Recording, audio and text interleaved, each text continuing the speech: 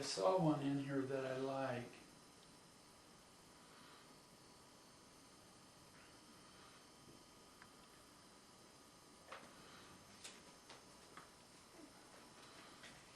Oh yeah, there's one I like. It was, I think it was,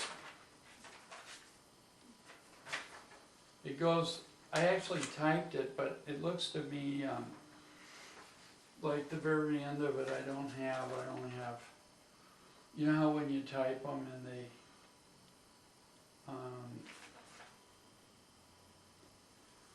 you know, you have the first page, but you don't have the second page. Oh yeah. I think I've actually achieved that, but That's quite an achievement. mm, these are complete poems.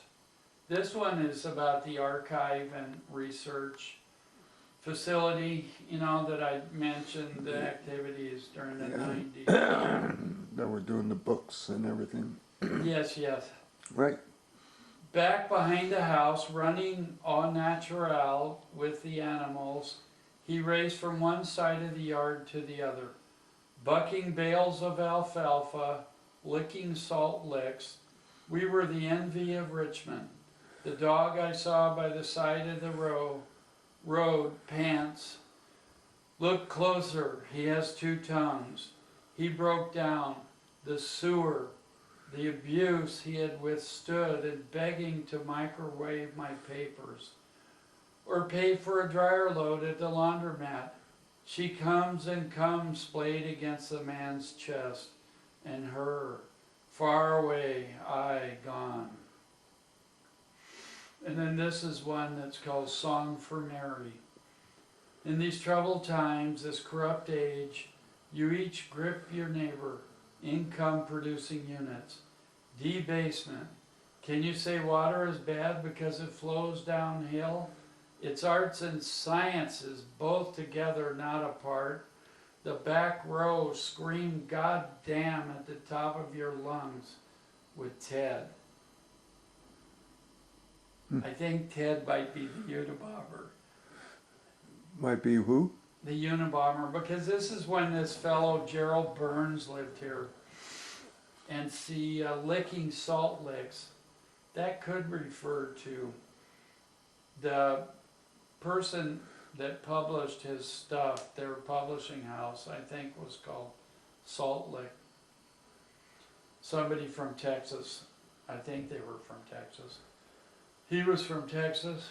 So the one that I like, I really like it, but unfortunately, I only have the first page. It's called Three Coins in the Fountain. These alchemists, they bon po. In the middle of town, up on top of the hill they go. Long, wide marble, limestone, granite stairs, straight up 5 city blocks, dark towers, twin towers on the right, 2-man horse, go by on my left and pass thou into the walls, the towers, quickly climbing. Running up the stairs, I turn and raise my arms, dance, and step slowly backwards into the temple stupa. No, Chorten, atop this small, tall, steep hill. My poems, his poems, set to a disco beat. Mummers, mimes, murmur, hug the dark corners. Witches edge the rooms. No one dances yet. Walking by with soda pop, several hundred or thousands of alchemistic revelers. Clawed a broken burger machine dispensing dos dobles hamburguesas, the smell removed and replaced with a faint palm sweat not related. Millions and billions flash frozen and trucked to the metropolis of the Central Plains. Lonely northern ranches, windswept, lovely. Northern roads from San Error. Militrophiella, visible agro control pack, the product of the distant La Fabrica Los Hamburguesas. Some faint musk perfume surrounds the overturned machine. Also at around midnight, shedding their jackets, the Alchemists walk like zombies to the dance floor and do the pony, und frug, und swim. See, and I'm sure there's probably some other important little bit, that's at the end of that poem, but somebody is, nope, oh, no, oh, no, oh no, if it's called Three Coins in the Fountain, so, okay, around midnight, shedding their jackets, the alchemists walk like zombies to the dance floor and do the pony, the swim, and the frog. I wait about 2 hours, then carefully remove my pants and shoes, wearing a white size small child's sailor's cap, a 49ers double trouble t-shirt, and my bathrobe. I plunge into the teeming mass of alchemistic dancers, joining these undulating, hopping initiates in their bizarre jumping, breaking into a jig occasionally.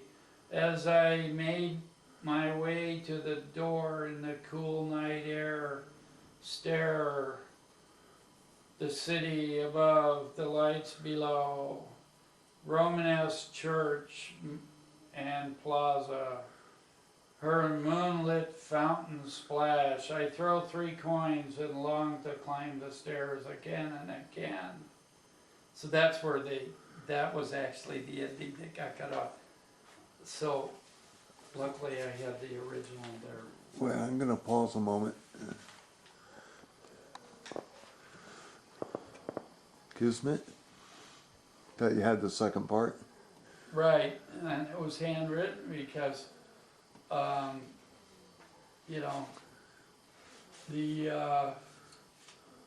thing, it was one of these things where I think it's called Kismet.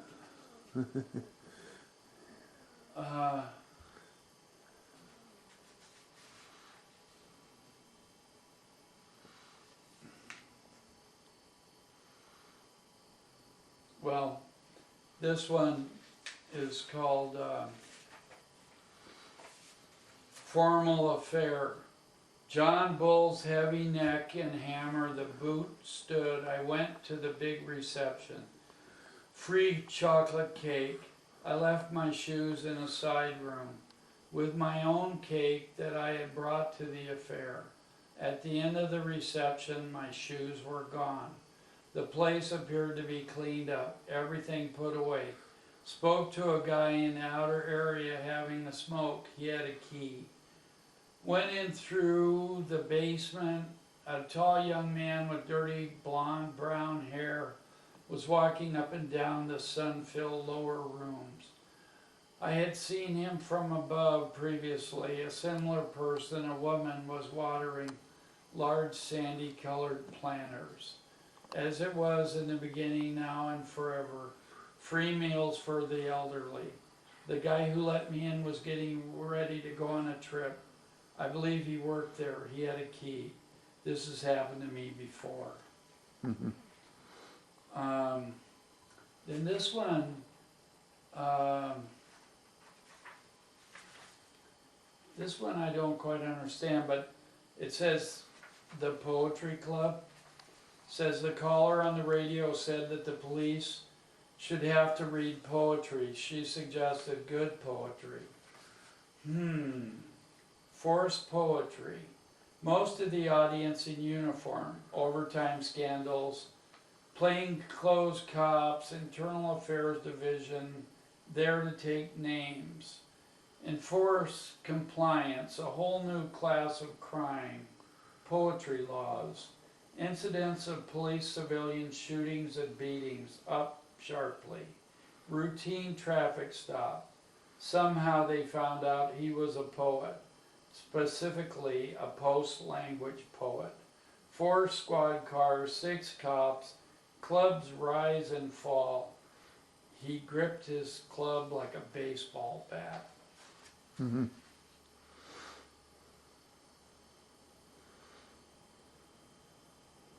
That was written when? Do you know? I think that was, this one is next to one that's dated 2002. No. This is about the archive again. Meanwhile, back at the archive, because of the nature of our collection, the rarity, obscurity, uniqueness, despite the almost constant de-accessioning, whatever they call it when they get rid of stuff, is that what it's called? De-accession? I don't know if might that's be. how you pronounce it. But the problem is, when you're doing this type of research, a certain amount of, for instance, when we had Lex's stuff as the primary, you know, our primary holdings were Lex Loeb's Yeah. writings and drawings and artwork. Well, when we were doing this type of research that no other archive on the planet was doing, like the concrete pressure test was where we would put one of his pieces down on my driveway right out there, and we would drop a concrete block on it to see if it, you know, it was like kind of a pressure strength test. Yeah. Invariably his piece would be smashed. So we'd have to get rid of it, so then we'd have to withdraw another piece from the collection. Fortunately, at that time, I had a lot of Lex's work, although after the research, very little of it's left. We did a height and water test where we dropped his pieces off the Hawthorne Bridge.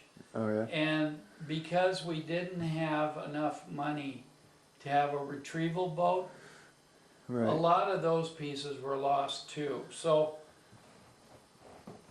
a lot of these tests, we tried different types of concrete. We used wet concrete, and when we put the wet on his work, we weren't able to retrieve that concrete either. Huh. I mean his work, because it was just became part of the, stuck to this blob of concrete. But, and a lot of his pieces didn't really lend themselves to the using them for the housing developments for little insects. Yeah. But anyway, I'll go back on with this. So I read the first, so the next paragraph was, for that purpose, we have purchased a computer-guided multiple drill head system to replace the standalone floor drills with which we began the original research many decades ago. The sales assistant wore almost nothing at all. To my eyes, very little. It was a hot summer's day. I agreed to pay whatever price she suggested for the new drilling unit. A selection of historical texts such as the original mission statement and goals, international correspondence, miscellaneous papers of the NEUSA Research Library and Archive now follows. Submitted this day of September 14, 2002 by the Director of the NEUSA Research Library and Archive, Northwest Passage Chapter, Temple 13, the Red and Yellow Fellows, Cosmic Forces Association of Portland, Oregon, and then, you know, PTL presiding, dedicated to my father and Gerald Burns. So this first piece, well actually here's a piece that almost, if it fits on one page, nothing is cut off. So this one says, Whispering Dave. Jim. He's dead, Jim. I always called her Dave. Not Fred, but Dave. My life's not worth living anymore. Good God, man, don't give up. There are ways to control the swelling, unseemly restraints, pickets, belts, weights, pulleys. ropes, glue, cereal, duct tape? Officer Fred, now never again. Can't you see what it's doing to your father and mother? You're getting married today. For two men who cruise up and down the river, stop at dockside, take off at least 6 pairs of clothes, pants, panties, socks. When safety is an issue, the safe way is the only way. I love you. I've often loved you. The deputy let the air out of the tire. The police are here. Some sort of drug raid.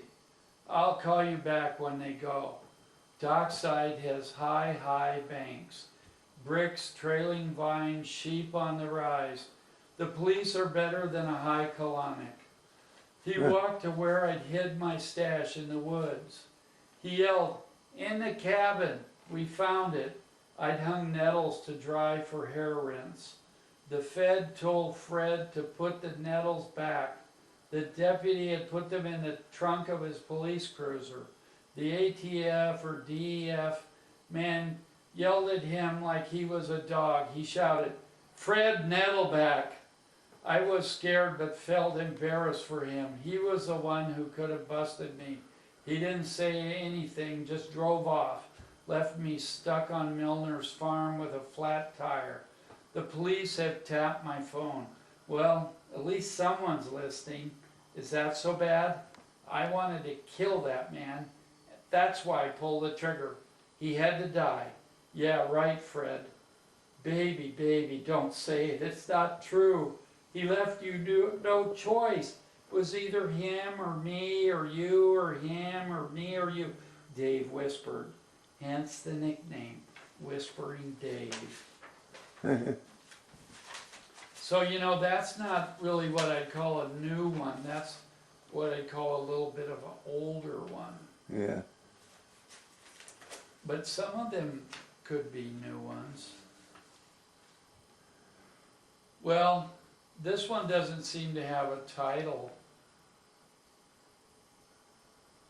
But it says, I think this is one from the 90s.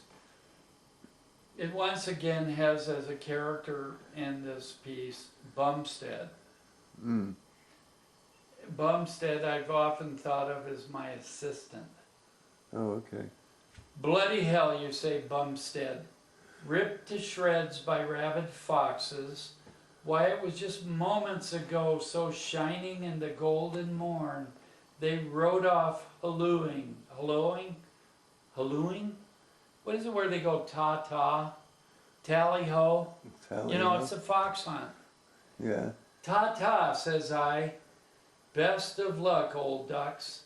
Ask Master Fox to drop by for a wee dram if he can find the time. Jolly good, ha-ha, to the hunt. Strategy of the chase. A hunting we shall go, while in Samur the tanks track ground the courser into dust. Bumstead, crime bears no nemesis. She's bred to sup upon the flesh, shocking repasts o carnality. Repeat the juvenile offender's obsession, careful etiquette, correctness of repressed passivity. Aye, pride goeth before the fall. Sauerkraut and hot dogs, perhaps some chili. It's Christmas time, cover his smock. To the left, amid piles, the waiter threads his way, delivers his spaghetti barrel to the patient diner. The acolytes mumble phrases, praise the reds of Abruzzi, or Abruzzo, however. Saint Holy One lifts the pine-scented cardboard trees to the angelophonic wine of Cardui. Gently wafts above my head the medals, tokens of high sacred honors. End this ceremony. A car pulls away by custom. A cowbird lays its eggs. A new, more powerful God came instead. Anyway, the Pope always hoped. Looking out over the Pacific Ocean in his loudest voice, by the gods, your rapacious machinations shall not, your heinous nails claw and hold my by the right. No, you have not and shall not, ye will pay and pay. The landlord raised the rent, a dog-loving family, pacifist, near more pride. Pride goeth before the fall. 1,000 times over, blindfolded, just deserts that damned clown.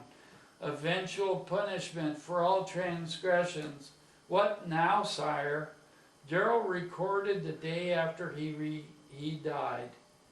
Well, actually, we received a letter from Totino Pizza Rolls addressed to Bing Dingheiser with a coupon good for one free package of pizza rolls. While making the bomb shelter in the basement, we hired a large, muscular man named John to dig. It was he who referred to Gerald as Bing. The first ones in on it are the ones who will benefit the most. So this one is called Dear Jim, evidently. Forsooth, dear one, with fondest longings my heart aches to convey the emotion whose constant swell pitches my storm-addled mind's eye like round shot rolling upon the deck as we two dance merry to avoid it, perish beneath the sea's quiet mark, arms outstretched, flotsam hearts of oak, jolly tars fish up, hook innocent tracks, for they pleasure themselves with piles of this detritus of our crossing and exit with rarest histories from deep amidships, plastered to the catboat's gibber sprung aft. Row, you lays about, come downstairs, please, on the ferry here. With thou passage, chain him to oars, and be so kind as to heave alongside my barge. Wait to flog him in the morning. We request your lordship's graces for a flogging prior your gov's retirement, sir. So it came to this after dinner, but before dessert, no TV. All will have 1/2 pint of grog. Aye, aye, sir. Bosun and coxswain, carry me past the crabs and waves, the TV set, a television script, the score, the shows, the tunes. I don't know what will happen in the jungle. If we can do it, I'm so happy. So sad, I don't care whatever, right here in the forest. The disco beat shimmered. Orville U's outline floated up, kept faintly, vaguely jumping up on and then off of his horse. These pains are God or worse. The invisible empire slumbered unawares as the 4 horsemen of the Acropolis. 1 block from the Goodwill as is, listen. A goal, a maze, out of sync, joy, happiness, pleasure. Eyes open, eyes shut tonight, but the path so far removed is right here in the forest. The sailors below decks, Marines deployed, fields of fire, angels, cover fire. Script, look at me, rules, touch me, withdraw, be paid, don't see me hide. Each follow these rules of engagement. At a distance, him, her, deaf, blind, dumb, wilderness, ruins, walls, restraint, 1 step removed, ruins. How picturesque. Very special researches the romantic movement content. American any movement leaves the cities and marches overland. The innocent in the jungles. As you wish, Squire. Gore, blimey. Lex, Gerald, Johann, Jason, Paul, Doug, Pietro, and our good Bob. Give 'em boot. You walk right into it. Give 'em boot down in the boat. The American Innocence Movement. He wielded the whip as they drug the wagon up through his scalp. Enter the chambers down below, the Val of Kings and Queens. The American Innie learned heirlooms ED fix. So, that was kind of funny.